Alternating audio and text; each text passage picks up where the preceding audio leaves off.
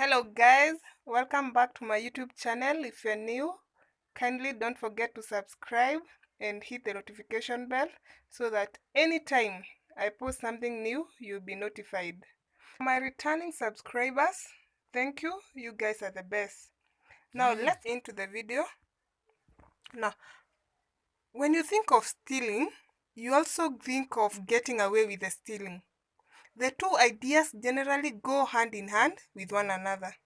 This usually means that people tend to consider stealing smaller scale items like a chocolate bar or something that's easily taken with them, like a car. However, there are always the few of us who have a tendency to think on a larger scale, which is usually a good thing. Unfortunately, thinking large scale doesn't always involve a supervillain in a government takeover or a criminal mastermind pulling off the best bank robbery of all times. You know, the money heist thing and all that. Sometimes, bigger just means taking something that is big, way beyond your imagination. I mean something that you cannot even put in your pocket. So imagine making something that is so huge to just suddenly disappear. Let's take a look at some of the biggest things that have ever been stolen and the stories behind them. At number 10, we'll start with the 300 manhole cover. In 1990, in Los Angeles, two thieves stole 300 manhole covers weighing 300 pounds each. For those of you who are too lazy to do the math, that is, one manhole weighs 136 kgs. So imagine 300 manhole covers. The thieves in question went to try and sell the metal for $75. Scrap dealers claim that the thieves could have made 30 times the money for selling recycled drinking cans. So imagine stealing and making bad decisions. You steal something worth a lot of money and then you sell it at throwaway price.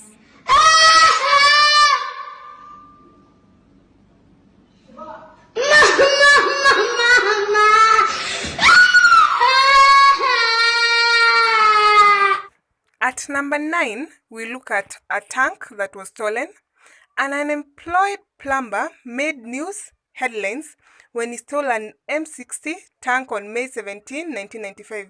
The man in question stole the tank from the California Army National Guard Armory and went on rampage, destroying everything in his path. The 23-minute chase by San Diego police ended tragically as the thief, who had been suffering several setbacks in his life, was shot and killed by police. At number 8, we will look at a church. So imagine stealing a whole church.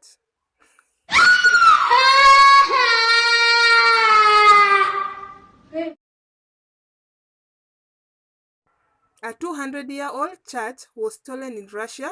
Brick by brick, the villagers of the nearby village stole the church to sell them to a local businessman who could use the material.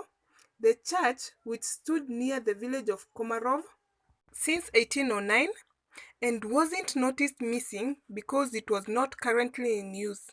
However, when church officials started to consider resuming services there, they were met with some surprise as only the foundation and a few sections of the wall were left. So imagine going to church and finding that your church is not there. What will be your reaction? At number 7, let's look at a fully loaded oil tanker. In 2008, Somali pirates stole a fully loaded oil tanker from an oil field in Ghana.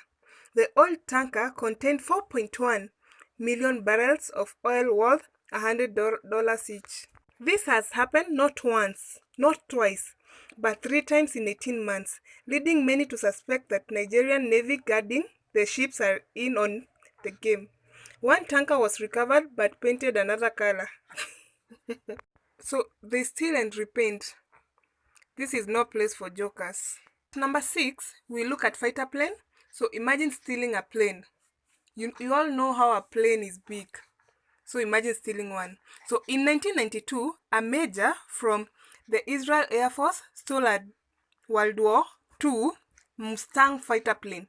After spotting the plane in a reserve airfield where it was waiting to be moved to a museum, the major spent some time restoring it before he flew it.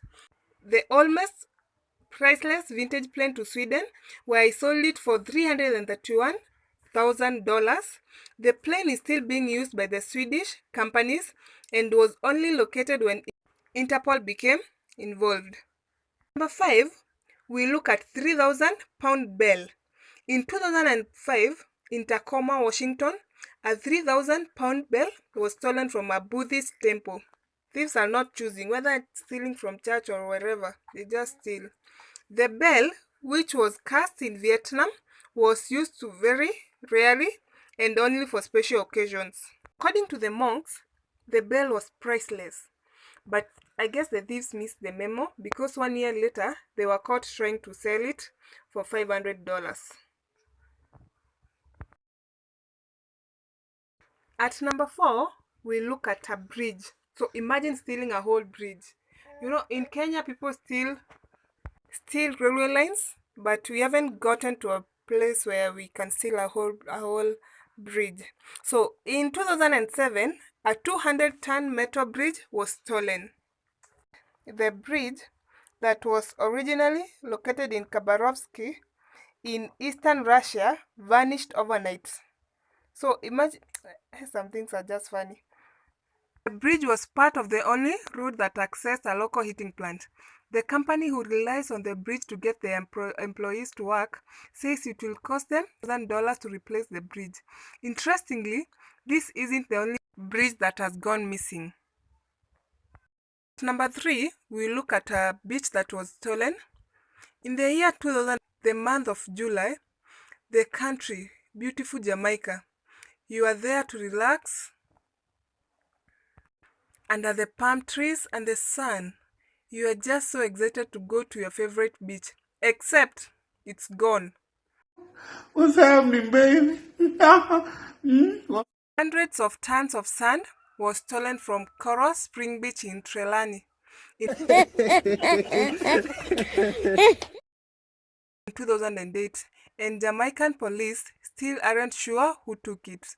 The stolen property, which would have equated to 500 truckloads of sand, was thought to have been stolen and sold to the rival resorts. Number 2, we look at the Empire State Building.